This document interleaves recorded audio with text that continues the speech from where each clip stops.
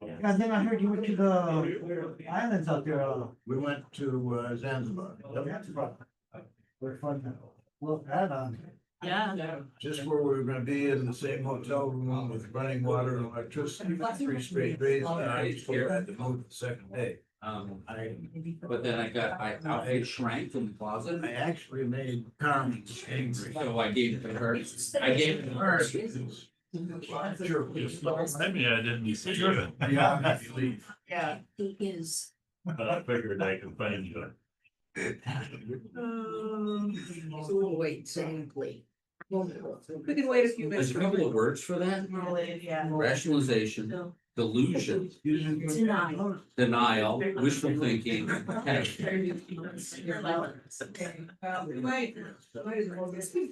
You know, it's one or two. It's true. Don't tell my wife this, but I used to have way too many ties. Oh, good. My hope today Cause I is need that everybody that work walks and that. to entertain, they walk, I looked at them. So ago, and I just bagged up a boatload of stuff and I think bag. And I never told her. I considered it. Because costumes and families, or they take material and make something out of it. But I was channeling my friend Brad, Oh. who taught me, if you take that thing where it is, and walk it over to the there, you never have to deal with it. What do you also tell your stories? So I was done. Yeah, have a time where you're gonna There was no additional tell a little bit of what you're doing. phone calls. I'm more of an impromptu storyteller. And I kept. Roughly. Answer. Got rid of 40, 50, that kind of thing. I don't know the numbers, but gives you an idea of scale. Is there a on this morning? And back when it used to.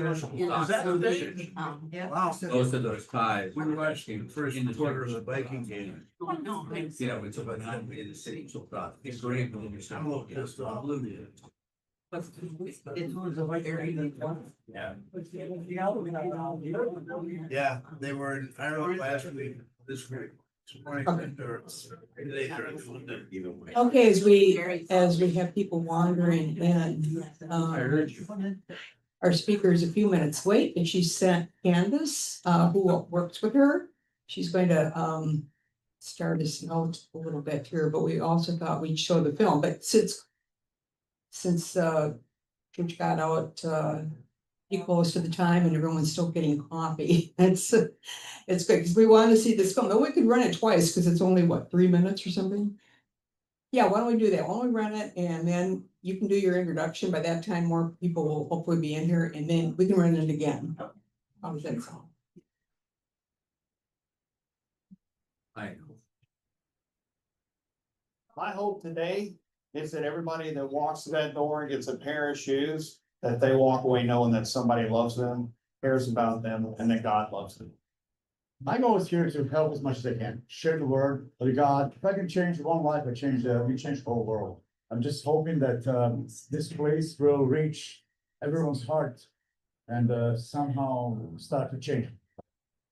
One word. Impossible. Spell right, pronounce wrong. Look around. Everybody say, man, that's impossible to do. But if you spell it and pronounce it, it's impossible.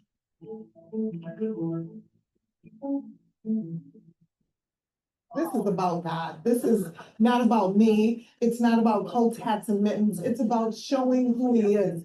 We have 656 volunteers here today. Imagine that. Only God, right? I'm newly homeless, so I'm looking for if they have any programs that can help me, like a safe place where I can go and move on to the next level. This is the biggest year ever. We're in the convention center. The first year was 900 people, then we had 2,700, then 3,000, and God put it on my heart to prepare for 4,000, and I think they're all here. It's incredible.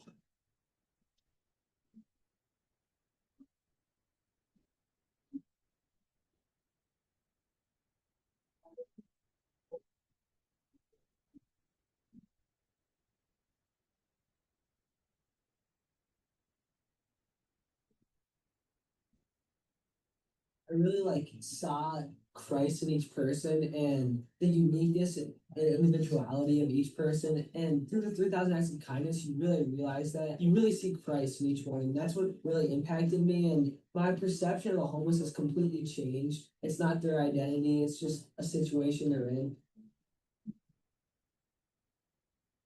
Thank you to everyone who helps to make this happen. Thank you to our fair partners, our sponsors, our donors. I can share that we have over 50 vendors and agencies here too, so it takes a village. It truly takes a lot of people to help support and bring this to life.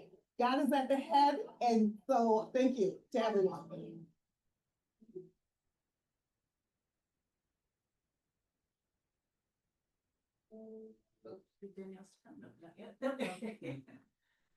Let's come up and I'll get started. I don't know exactly all the things that she has a story behind how this all started. I want her to tell that story because it's amazing. But my name is Candace Johnson. I'm on the board of Coded in Love, who is host, and that what we do is we host this event once a year in December. And this is actually our 5th year, which we're still shocked we've made it this far. Like it said in the video, we started out, there was 10 of us, there's women, one gentleman who helps with our IT, got this started, and none of us had ever done this before.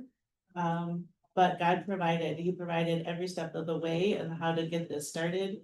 He provided us with resources as well as people who knew what they were doing. And so we were in the convention center in the ballroom.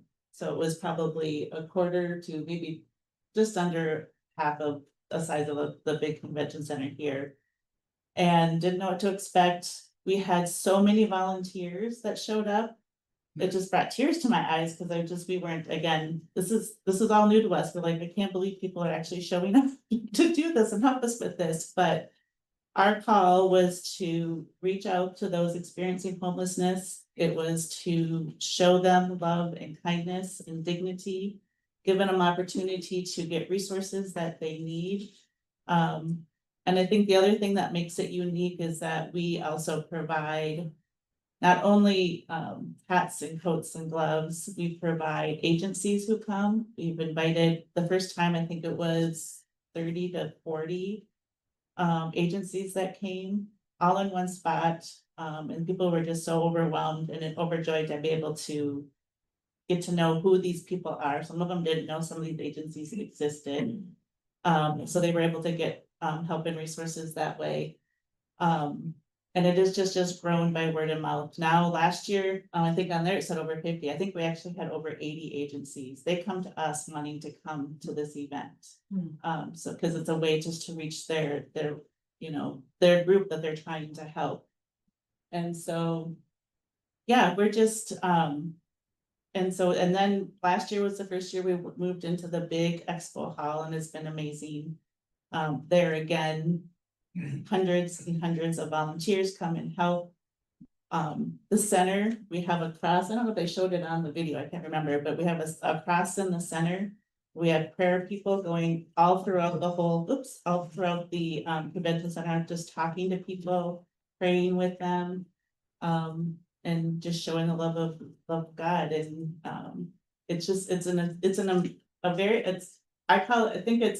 I feel like it's an amazing event because you look out across all the people and you see guests and volunteers, and they're chatting and they're laughing and they're hugging and they're praying. I feel like it's bringing hope and joy to a community that probably has lost hope over time, as they are going through really tough situations, and they're homeless for lots of different reasons that are out there. And this is one way we can show the love of Christ. So I think we're just here kind of just get the word out about who, 3,000 Acts of Kindness, who we are, and looking for volunteers and donations and things like that, just to make this happen. Because it takes, like I said, it takes a village. It takes a whole community of people, and we've been blessed to have a great community, but we still, as we're growing, we are hoping to serve 4,000 people this year. Last year, we were just over 3,000. It's growing a little bit, and it's just trying to get that word out. Get the word out to get people to come there and receive the gifts that we have for them and the resources that we have for them, so. Okay, and hopefully Danielle can come and share her story. That's an amazing story, but. So the donations that you get, are those mostly from businesses or companies, or do individuals just like churches just gather whatever to send to you, or what? Yeah, we have received product donations in the past. We had Red Wing Shoes deliver some boots. That started our whole boot and shoe area. And we've been working with Samaritan's Feet. They're an organization that does they give shoes out mainly to kids. And so they get corporate donations there. So we were working with them and we got some stuff, but most of it is we buy it. So we need, that's why we need the financial donations. We have a great wholesaler that goes out and tries to get us really low prices on all of the things. That, and we have a lot of people, churches, we have individuals who do donation drives. And the things that we do, our goal is to be able to give them something new, because I think they tend to get used stuff all the time. And so we want this again to be special. But we do accept gently used, very, very gently used, and shoes and boots and coats and clothing too. So the main things that we give out, where we try to get so we have one for everybody, is coats, hats and gloves, a pair of boots, and then they all get a meal. They get haircuts as well, but then we have an area where we get like clothing and other things. Sometimes we get purses and belts, and we just get a lot of stuff donated. So we have a whole area that they can just take as much as they can. Usually go in and fill a bag, and they can take that as well. So it's actually pretty amazing how people show up and how things. We had a shared warehouse, and I would walk in and I'd be like, there would be a whole pallet of boxes of clothing. I'm like, where did this come from? And they're like, I don't know, we just received it and it's sitting there. So things just show up, which is amazing. How many homeless in the metro about?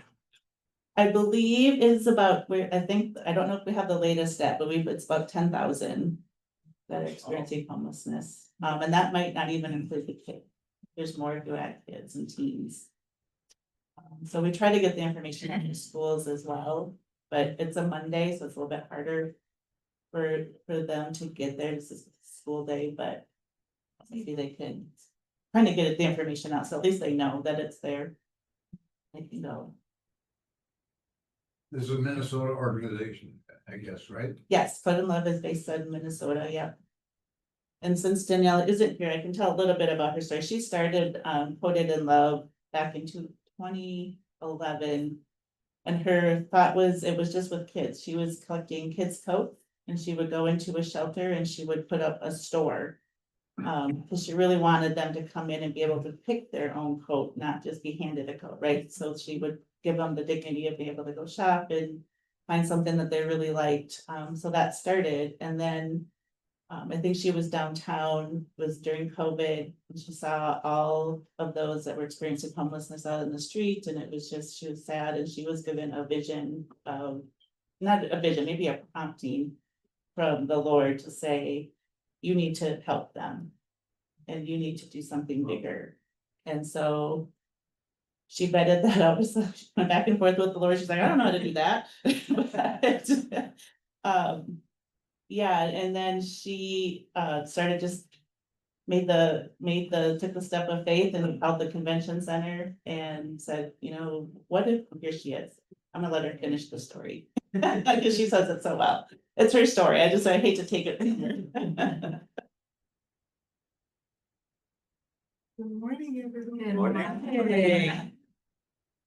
Hello, so Candace, did you guys see the video? Yeah. We're gonna see it We're again. gonna see, we need to see that maybe at the end too. I was just telling how it started, so I want you to, I kept saying, I want Danielle to say this. Oh. Your story. Oh, you've heard it so much, so I bet you've been telling this as well. Good morning, everyone.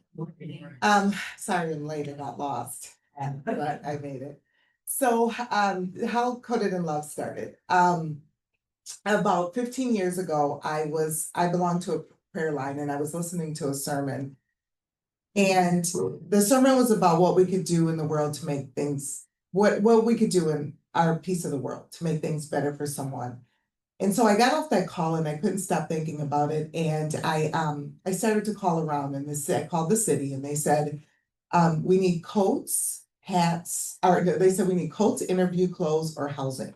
Choose one. So after praying about it, I knew I couldn't provide housing for everyone. So I settled on coats. And so for 9 years, I would go to homeless shelters and set up a free store for people for kids in shelters. And we'd give away coats, hats, mittens, and backpacks. So in the 10th year, it was very clear to me, God told me that it was time for me to do something different to level up. And he gave me 3,000 acts of kindness. And when he gave it to me, it was kind of a vision. And I heard it in my spirit. I saw it in my head and I thought, that's way too big. Like, are you sure? Did I make this up? But I couldn't stop thinking about it. And so I prayed my way through it. And I got on the phone. I knew what I had to do. And I called the convention center. And I said, listen, this is the idea I have. I need a space. And they said, okay, we have a space in December. So she said it's $18,500. And I was like, I don't have that. And so she said, but you wait, there's a grant you can fill out. So I filled out the grant. She called me back and she said, congratulations, now you owe, it will be $11,500. But I knew there was a price in my heart that I could pay, and that God knew that I could pay and was willing to pay out of my pocket to do this. And I prayed about it. And so that Monday she called me and the price in my head that I would pay was $5,000 to get this done. She called me Monday morning and she's like, I was thinking over the weekend and I'm gonna give you this space for $5,000. So I just knew that this is what God wanted me to do. And I had no idea how I was gonna do it, where the money and the resources were gonna come from. But through prayer, he put the entire thing together. So Candace is one of the people that he sent to me. She's my accountant. I prayed for an accountant. She was an accountant and a board member. And so the first year we served 900 people experiencing homelessness. This past year, we served over 3,200 people with 867 volunteers. Only God, only God. And so that you have an idea of what the event is like. The lines start. People start lining up at 2. A reporter told me that she went through the line and people were outside at 2:30 in the morning. By the time we get there, the line is very long down the block. It continues that way all day. There's so much need. One of our biggest stations are the haircut, and we give away complimentary haircuts. The coats are popular, the boots, our foot care. And so there's a big need out here, and it is with a lot of the government agencies, their funding being cut. We don't have government funding. It was completely grassroots. It's with fellow Christians like you that put this on in the grace of God. And so we're expecting that because some of those places have been cut, we're gonna have more people. There's way more need this year. And so we're preparing and we're happy to be here. I can answer any questions. Candace, did I leave anything out? Is that good? Okay. And I'm happy to answer any questions if you have any questions. It's okay if you don't. That tells you everything you need to know. So, but if you do it. How do you get the word out to the homeless? So I create an invitation that says you are invited to, and I go to the shelters and I just drive my car, park, and I pass out invitations. They also are at the public library downtown. I go there. And then we also send invitations to the people that work with them. So like social workers, they post them and they have them, food banks. So they help us get the word out as well. How about access for you? Like a lot of homeless are in the outer metro. And this is in the inner metro. Yeah, yeah, that's a prayer for us because we really would like to be able to provide transportation. There, we give away light rail tokens so that people can come in to the event. But it would be nice to be able to have a bus that picks people up from shelters around, just around the surrounding, you're right. It's not just in downtown Minneapolis, it's in St. Paul and the surrounding suburbs of both of them, so. We're praying for it, so you can, that's one thing you can do is be in prayer with us, for transportation.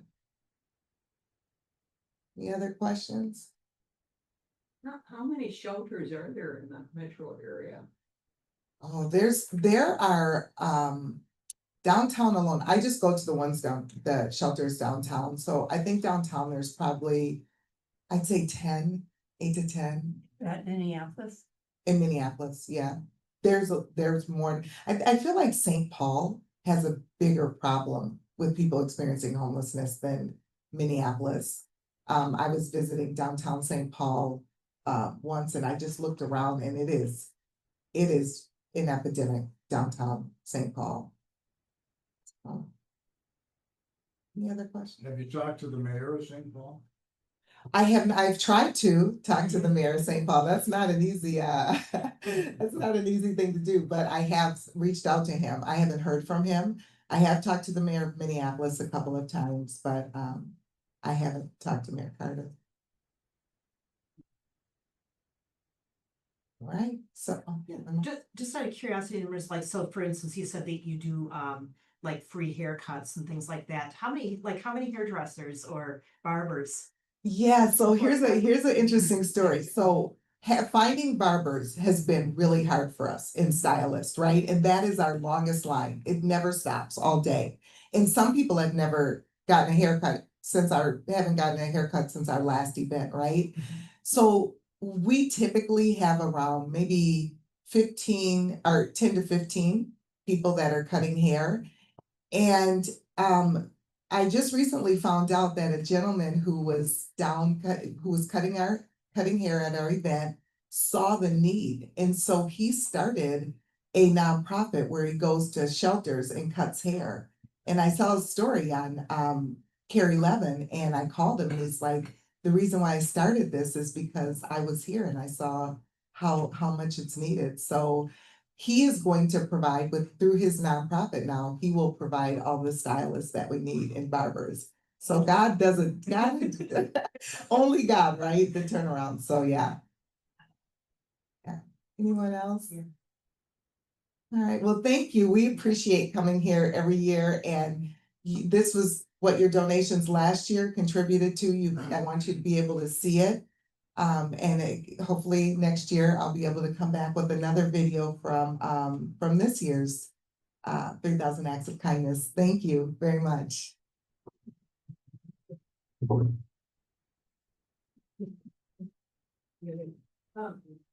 you have any personal stories of that you can share of the people that have actually gone there? Have you ever talked to them?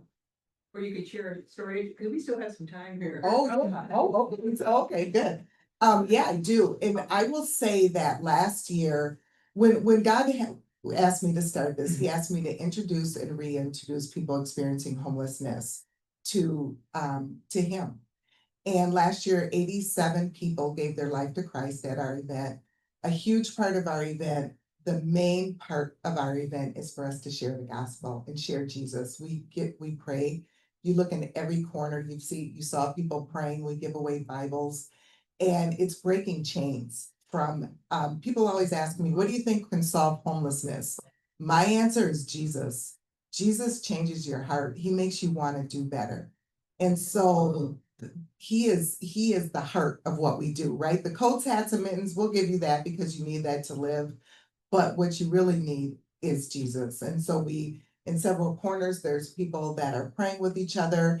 And there's so many stories, and Candace, you probably can share some too. I'll have you come up and share a couple, but I will say it's not just for the people we serve, right? God works in our volunteers. And I was sitting down having lunch last year with one of our guests, and a young man came over and he said, "Are you Danielle? Are you Danielle?" And I'm like, "Yeah," and he was crying and he's like, "I was looking for you." And I'm like, "Oh no, what happened? Like, this doesn't sound like a great experience."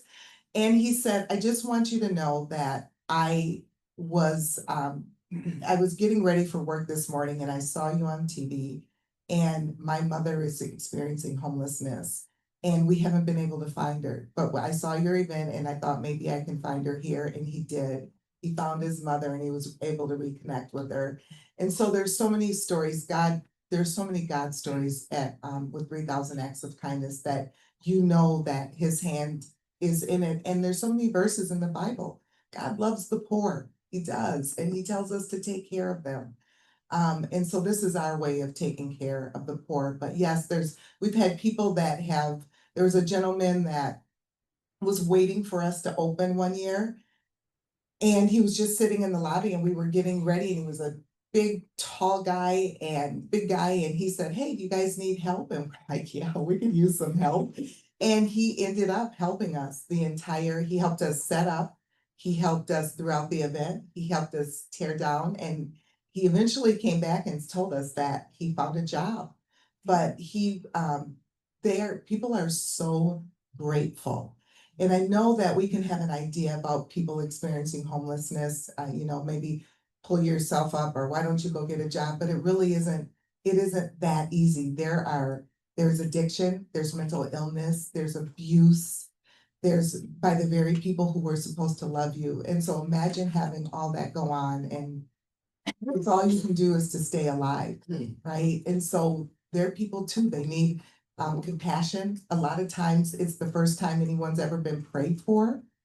I noticed that a lot of our guests have been hurt by churches, right? They weren't shown love. And so to be able to come to 3,000 Acts of Kindness, we want to be the hands and feet of Jesus. We want them to see what love looks like through the eyes of Christ. And so that's really our mission. And a lot of our volunteers are Christians. They come from churches. We speak to churches. We're like, "Hey, join us.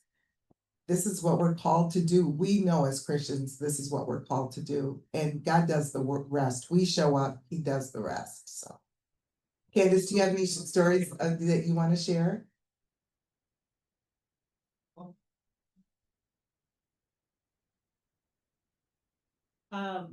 So I do a lot. I'm the accountant, but I also do the warehousing and a lot of other things. We all do have many hats, right? And so so at the warehouse, we do things we call the pack and sort. So we bring volunteers, we get all the donations and then we bring volunteers, we sort through them and we package them up for going down to the convention centers. We get it all ready to go. And was 2 years ago, I think. There's this woman that showed up and she was packing, she was just really quiet and she brought her kids, or her grandkids actually. And so I just started talking to her and she's like, "Yeah," she's like, "Well, I'm homeless." I'm like, you are and you're here, and she's like, "I live in a shelter." And her story was she had inherited her grandpa's house. There was a fire. And so she couldn't stay there anymore and she didn't have other family she could go to. So she had to go to a shelter. And luckily she got into Mary's place and she is watching her grandkids. Her daughter isn't very responsible or she's got her own issues. So she's been taking care of them. So they were all able to go to Mary's house and she came to the event and got some things. And she said, "I wanted to give back to that." And so she would come and help once in a while. She'd bring her grandkids so they could see and know, like, this is what you do, you help other people out.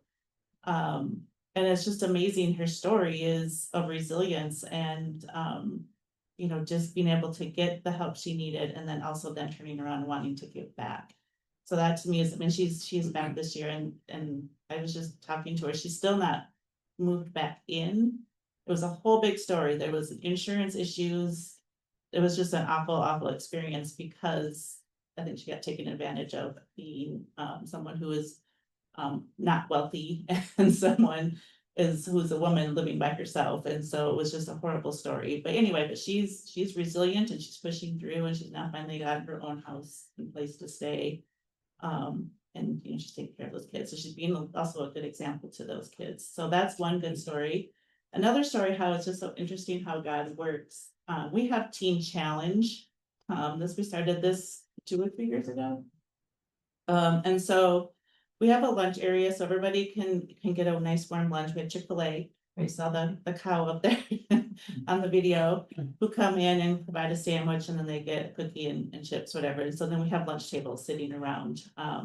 But so then we also kind of wanting to make it festive and fun. We've always had a band come in and they have music playing.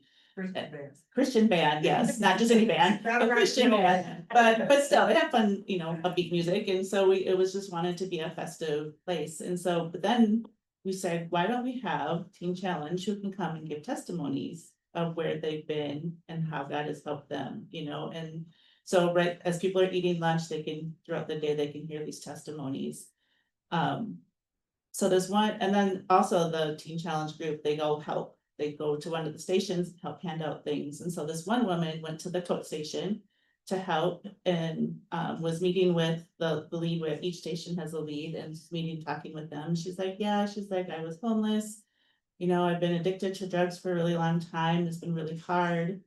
And maybe it was like a couple of years, I think. And so she finally got into Teen Challenge. It's been helpful, but it's just lonely because I had to give up all my old friends. I couldn't, you know, get in touch with them anymore because obviously they're still using. She's like, my best friend I had to walk away from. I haven't seen her in 2 years. And then maybe like 5 or 10 minutes later, this woman comes up. It was her best friend who had also gone through treatment.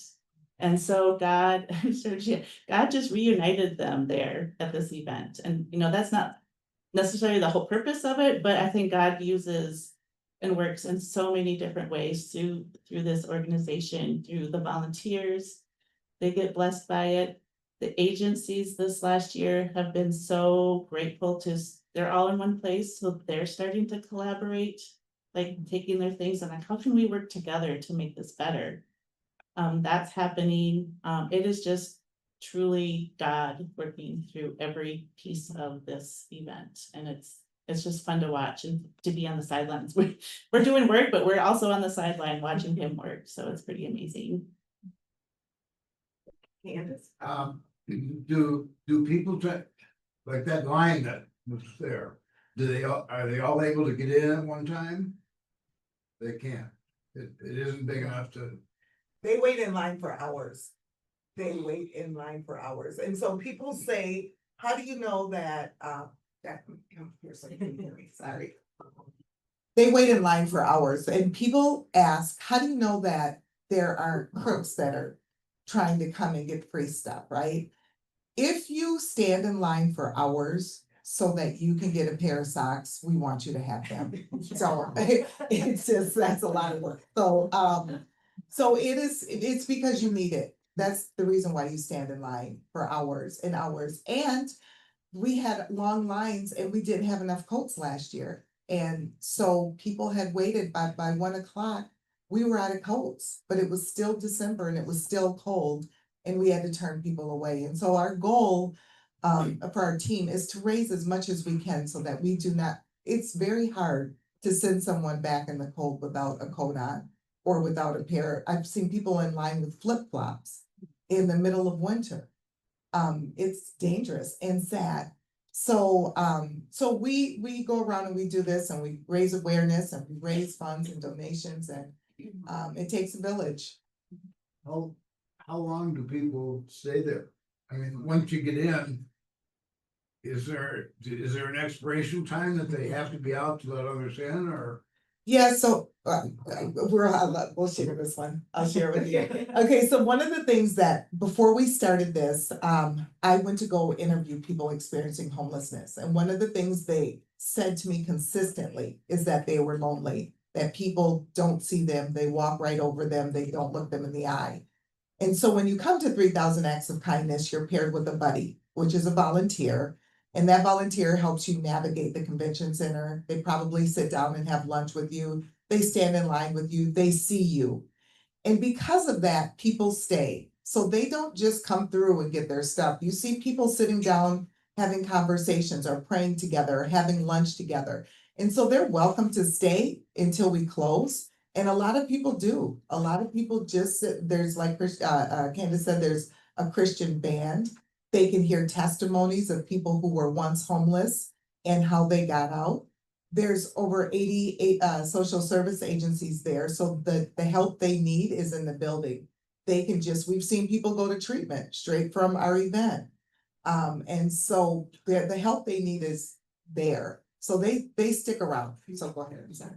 Yeah, and so I think to answer your question, so we have people standing in line to get in.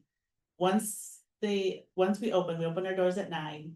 We're getting people in as fast as we can. So yes, everybody can be inside the hall that we have, now that we have the hall. Before we had the ballroom, and we had probably, I don't know, 3 or 4 different other rooms. So that kind of was a little disjointed, and so they would go in one area and not really know what's happening in some of these other rooms. That's why we were very grateful that we can go and it's all in one room. So we try to get everybody in to the hall, and they can stay there as long as they want. But also in the hall is the lines just to get a coat, and the lines to get boots, and the lines to get all the things, but yeah. There's lines everywhere. I mean, to get your feet, you can get your feet washed, and get your feet cared for. We have blood pressure, and we have dentistry and chiropractic, and there's a lot to do there. And so it's just the day for them to rest, get their services, be loved, and respected and seen. Do you still have to pay that enormous fee? I was gonna ask the same thing. There was a $5,000 offer the first year. How has the convention center responded year after year after year? The same way. Oh, Yes, no. they gave us they still charge us the same amount. It's not a lot. We went from 18,000, right, to 5,000. So they give us a huge discount. We would not be able to have our event at the Minneapolis Convention Center if they weren't as generous as they are. And it's one of the only places in the city we can have it because we keep growing. There aren't too many venues that are gonna take 3,200 guests and 867 volunteers. Not gonna happen. So we're very thankful for the convention center. Every fall, Marilyn and I volunteer in a church gym for like 4 tables with coats and hats and all that. Is it for homelessness for people? It's in the New Brighton areas. Oh, It's wow. just whoever comes in. Yeah, so you know how busy it is, right? That people need those things to survive. Big church gym. 4 tables. Right out. Throughout. How many coats do you usually give away? Oh, okay. You just know when you do it and you know it's needed, so you're volunteering, so thank you. Yeah, we also do that with local elementary school or the school district.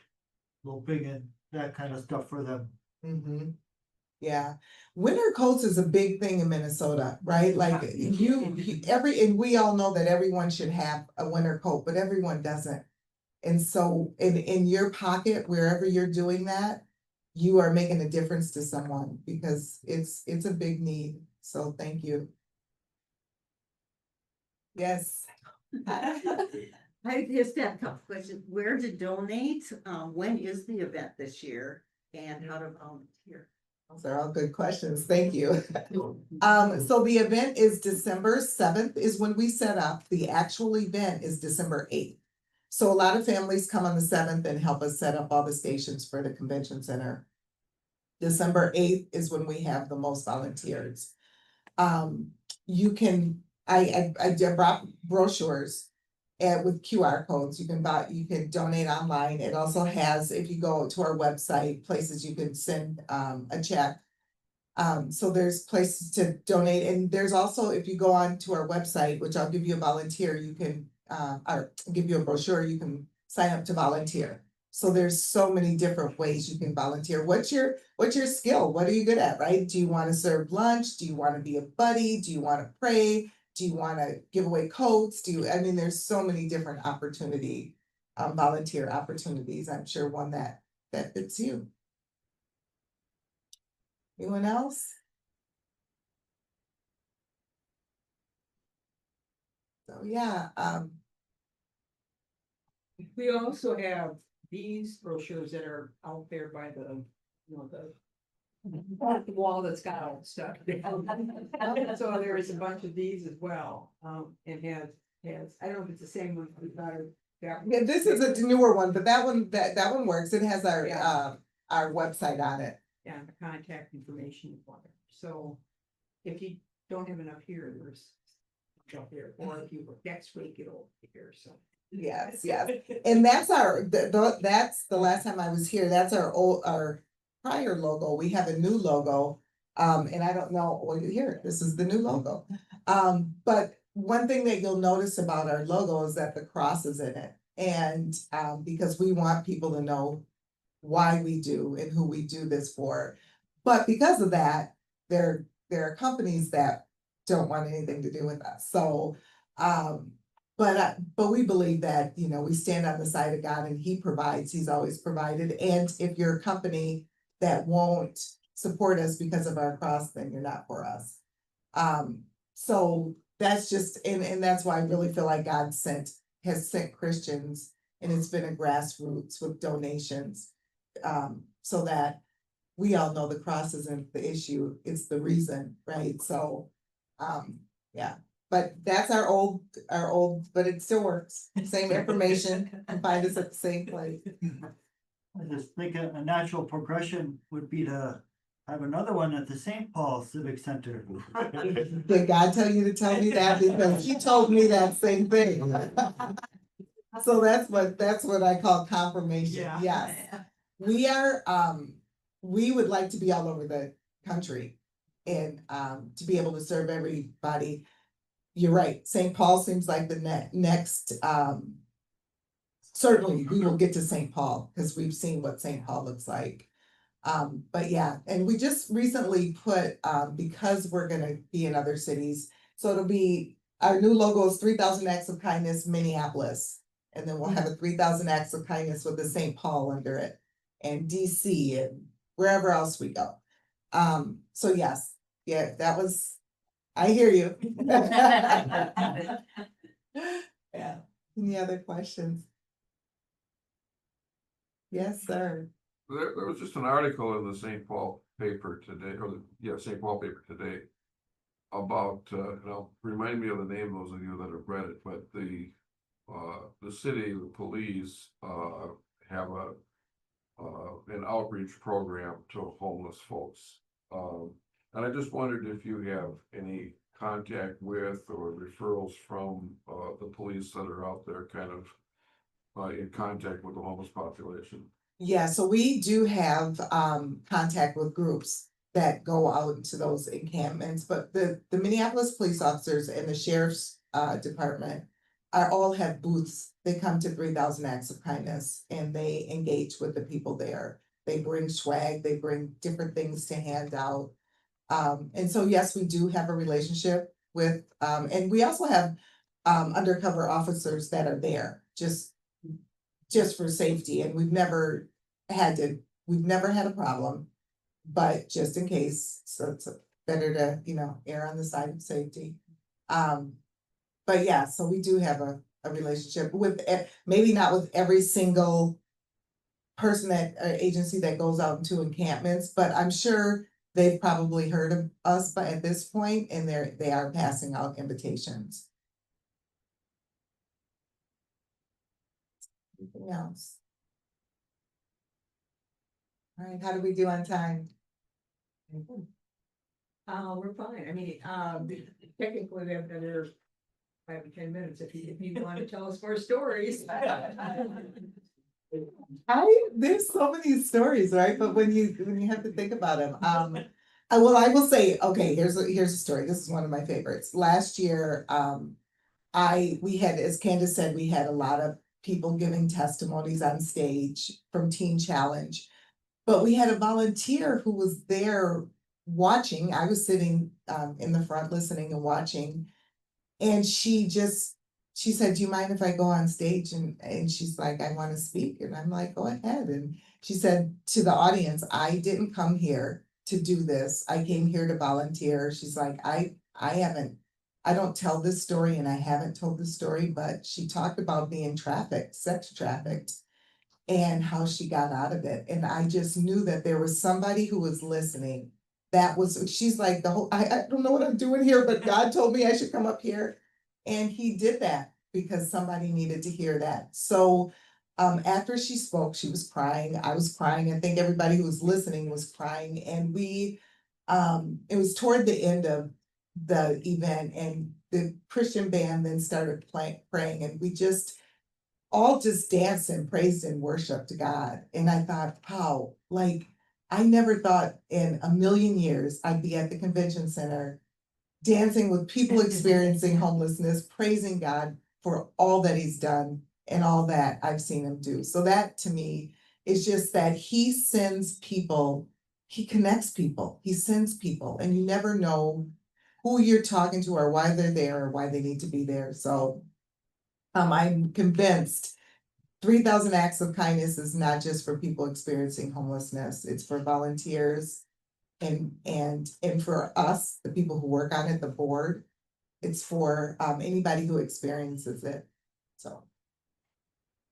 So thank you. I think I've storied you out. But I do appreciate this time to be with you, and hopefully again I'll be back next year with